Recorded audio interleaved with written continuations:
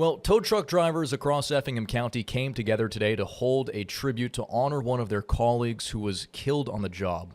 I want to bring in our Cam McCann, who was at that tribute today. Cam, first off, what was that tribute like?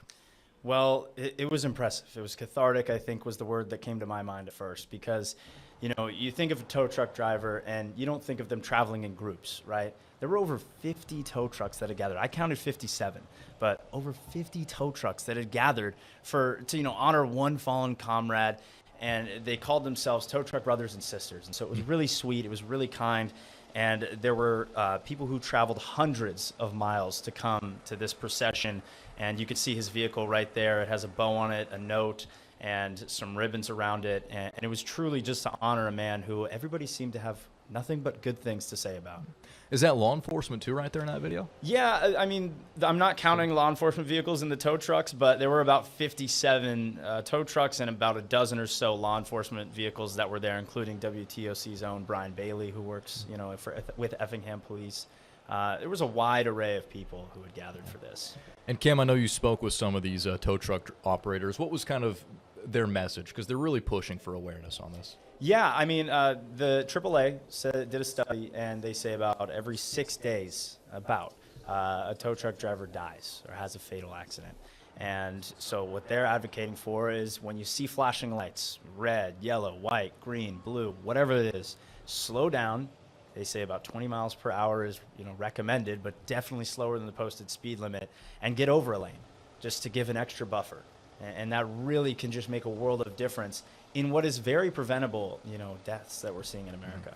Yeah, Cam, this happened on Hilton Head Island, and in the last 2 months, there have been 3 South Carolina troopers hit by cars as well. One of them was unfortunately killed, so it happens for, really anyone working on the side of the road when you see those flashing lights pull over. South Carolina law enforcement even launched an initiative about 2 weeks ago to really try to draw some additional awareness to that as well.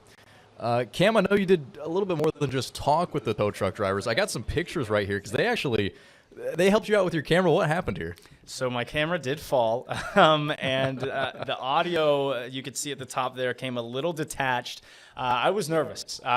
It hit the ground, and so did my heart. It fell right out of my chest onto the ground. And thankfully, they had duct tape there. Sure enough, tow truck drivers got some duct tape, got some zip ties on hand, and they were more than willing, you could see, to help me out with what was going to be a much worse problem for, the story if they didn't help. Cam, I figure if you have something break, you want to be around tow truck drivers. I figure they're pretty handy folks. Yeah, blue collar workers, you had law enforcement there. It was a good group of people for it to break around, to come up with a patchwork fix.